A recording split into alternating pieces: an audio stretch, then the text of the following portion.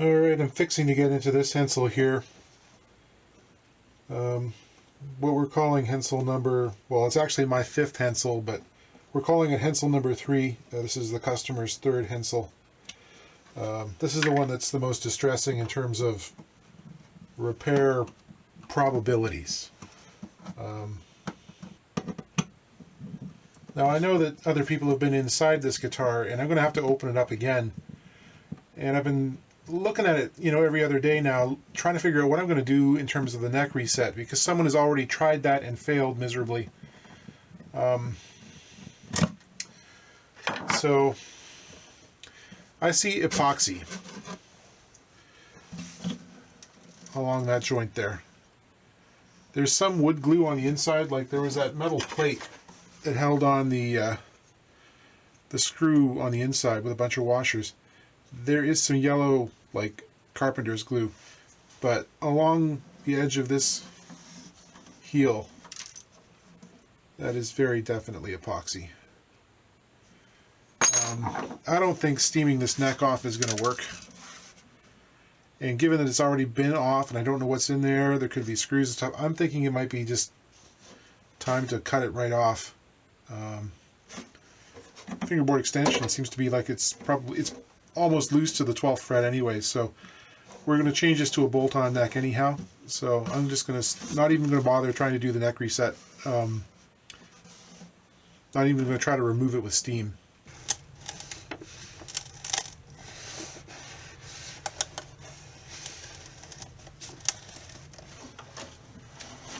Other side of the heel, I'm just putting a piece of clear packing tape.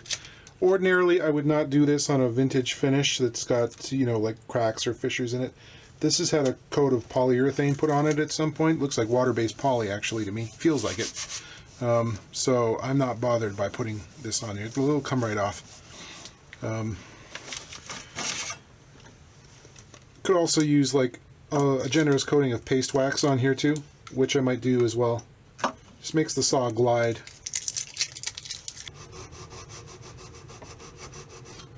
It's a very expensive Japanese saw. Has no set to the teeth and it's very thin. I think it cuts a kerf about 11 thousandths of an inch. And it guides off the sides, obviously. It's so flexible you can actually bend it to the curve of the upper bout. Main thing is not to rush. Recently on Instagram I've seen guys do this using a jam cutting saw, like a flush cutting fine saw, which seems like a great idea if you've got like inexpensive Asian import guitars that you have to do this to.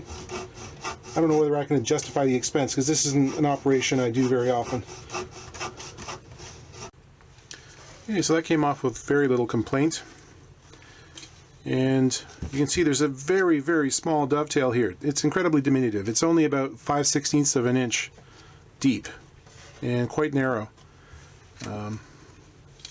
Ordinarily on a Martin style neck, we expect to find the dovetail somewhere around the next body fret past the body joints. So it will be around the 13th or the 15th fret. In this case, it's way back here next to the neck. And you can see that this guitar has indeed faded quite a lot. This was a mahogany guitar at one point. It is very red in color. And the other thing is, I'm looking at this bare section here, and it is, I think it's spruce. It's not cedar, and it doesn't look like Douglas fir in this configuration. I think it's actually spruce. Makes me wonder, like, it has a strange feeling to it. It's almost like waxy. I think someone probably put a coat of Danish oil or two on here, probably soaked the top in oil at some point, and it may have oxidized that way. Got into the late growth lines. But yeah, no, spruce top, mahogany guitar. It's just faded to an extent that you almost never see them fade. The binding on the body is pretty far gone at this point. It's in multiple pieces, and you can see the last person who took it off, I mean, it didn't fit the channel very well, so there's all kinds of filler, there's pieces of wood and stuff here. So I think we'll likely dispense with it altogether, probably cut a channel that's maybe 20 thousandths of an inch wider, and start fresh and do it clean. So I'm just going to take it off without the intention of, reusing it. You can see how thin it got over here. It's like about a 32nd of an inch here versus 60 thousandths there. Like at this point you can see the amount of fill that was packed in there. I think that's all like glue or epoxy or something.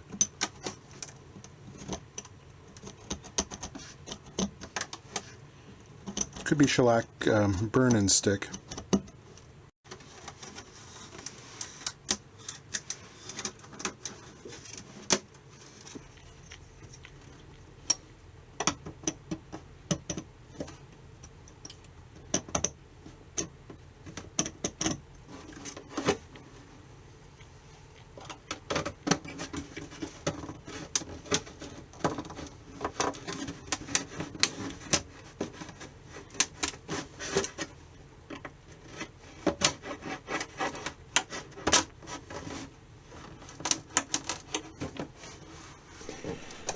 Okay, the moment has arrived. Let's enjoy the opening here.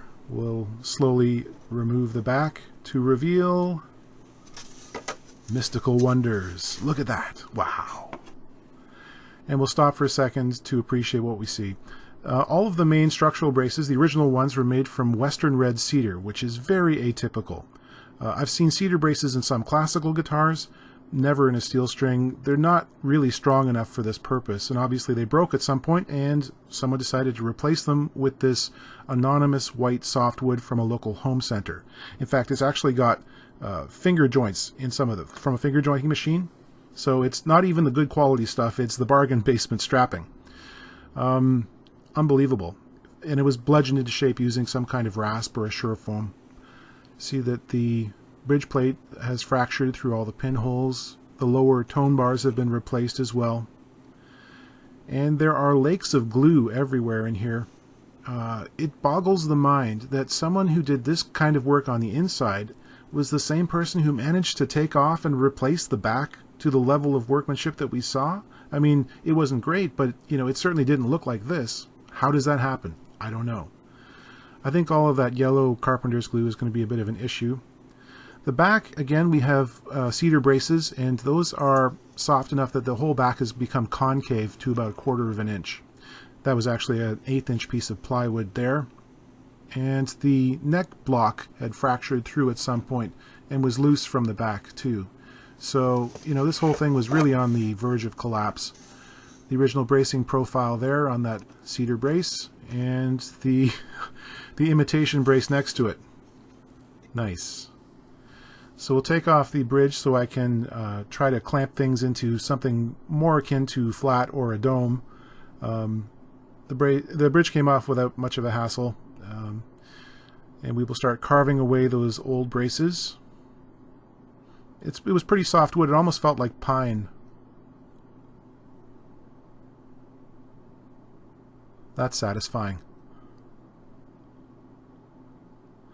This, however, isn't satisfying. All that glue and stuff, I ended up scraping and scraping. There's several hours work involved in getting rid of all the old brace material.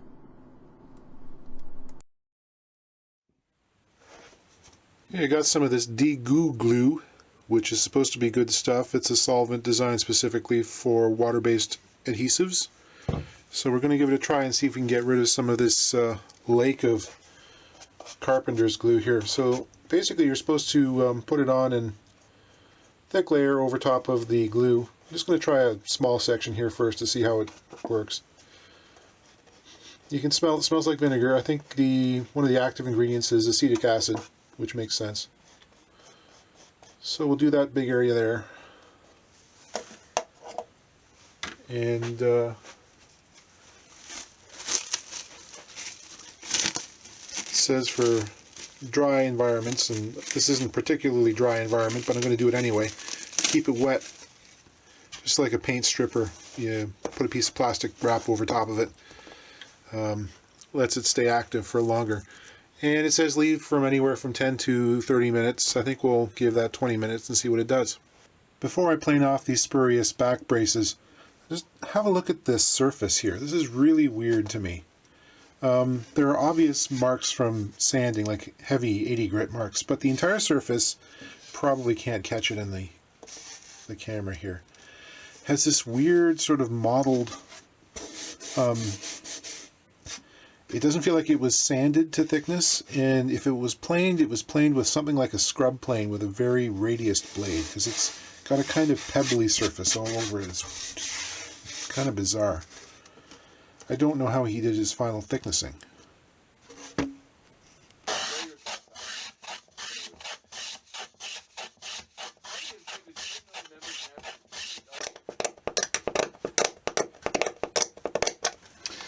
The surface seems to be re-amalgamated, like it looks like fresh glue, almost. And it's definitely softened. It might take more than one application. Oh my gosh. His strategic considerations were based entirely around what would get him the most public for now. A bunch of men wearing swastikas.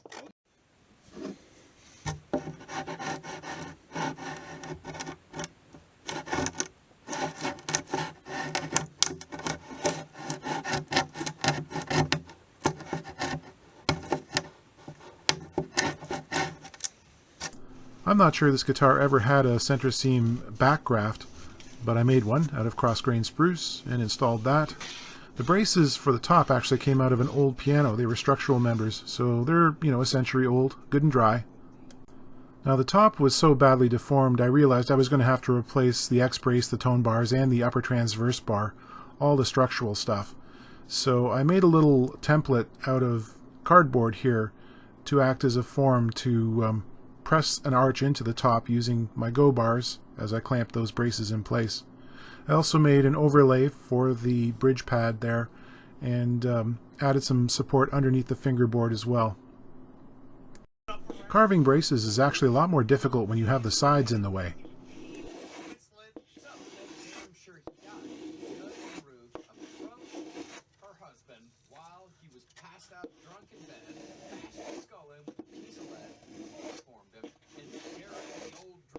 I turned my attention to plugging that big ugly screw hole in the neck that was surrounded by wood putty. I got some glue and put a mahogany plug in there and then carved it down flush, sanded it to shape. I also scraped off that layer of finish on the fingerboard that just looked wrong and felt even worse. It's time to glue the back on again. You can see that I took the time to cut away a part of the lining for each of the braces there and tied the ends in using little glue blocks so that they're not waving free in the breeze and they've got good solid support. I used cleats to reinforce the side cracks that ran through both of the upper bouts, and I rebuilt that neck block there, the broken part of it, and put a facing on it so it's good and secure. The other thing I did was, because this is going to be a left-handed guitar, I reversed the direction of the lower tone bars, so it's really truly a lefty. The back braces were made out of Spanish cedar and carved down to sort of a sensible proportion, I think. I decided to use fish glue to glue the back on again because it has a nice long open time and all the properties of hide glue. You've heard me say that before. It works well for this.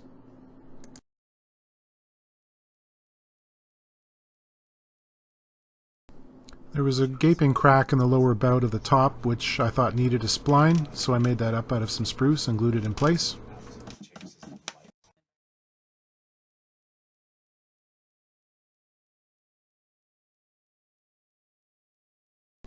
I set up the binding trimmer to cut a 90 thousandths channel for some plastic binding.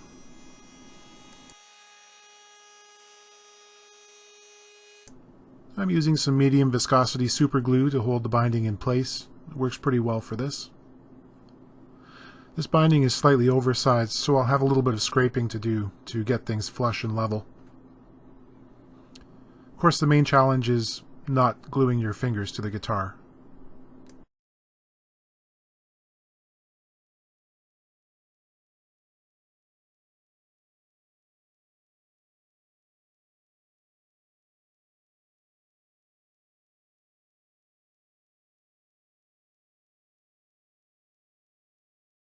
Okay, quick update. I'm doing this job, it's over the course of a month and in between 7 or 8 other, reasonably major jobs. So sometimes the narrative gets a little bit lost to me. So I've got the neck is basically ready to go back on again. You can see that I've hollowed it out slightly, and I've not only plugged the previous place where the screw was, but I've also inserted this threaded insert so that rather than using a standard wood screw, I can actually make this a bolt-on neck with a 1/4 bolt. Might be a little bit more secure, a little safer for the neck. These inserts, they're about 1/2 inch long, 13 millimeters. And you can see I have to drill into the end grain here, and I want it to be good and secure. So these are actually slightly tapered. I use a number of different drill bits to kind of approximate the taper. Screw it in there, pull it out again so that it's cut its own threads. And then I use super glue in the hole, get that in there good and tight. And I also saturate the area around it with thin super glue. So it's not going anywhere. It's not going to pull out, and hopefully it stays together really well. So it's nice and secure. You can see that I relieved the interior portion that rests against the neck slightly with chisel, and I've done the standard sandpaper pull. I didn't film that this time. I think I got footage from another job I'll show that shows how that happens, basically. With the neck held in place, some sandpaper is pulled backwards to increase the angle of the neck relative to the body.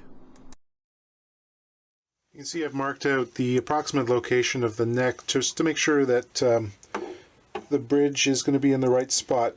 I've got it in the previous location for a couple of reasons. Number one, because it was good in the first place, the intonation wise, but also this top has been sanded before, and it was actually resting on top of a little hill.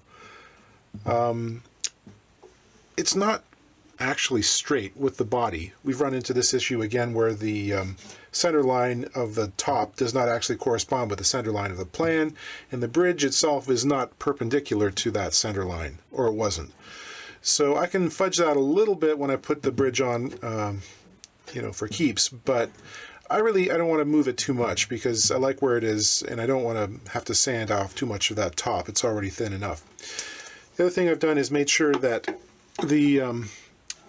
the neck is in the right plane, so a straight edge resting on top of the frets there comes in contact just at the top of the bridge here.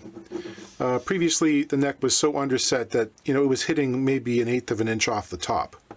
Now we're up the full 5/16 of an inch, maybe a little bit more. That's fine because I think this top is going to pull forward a little bit, and it's going to belly up too. So the saddle likely isn't going to be extremely high. That's fine. I don't need a whole lot of torque on this top. It's a very old guitar. So I think I'm pretty ready at this stage to glue the neck extension in place and bolt it on. Well, I think we've come to the end of another Hensel adventure here. You can see I put some dark color on the back and sides and neck. It's sort of reminiscent to the stuff that Gibson was using in the 20s and 30s. Just a brown color.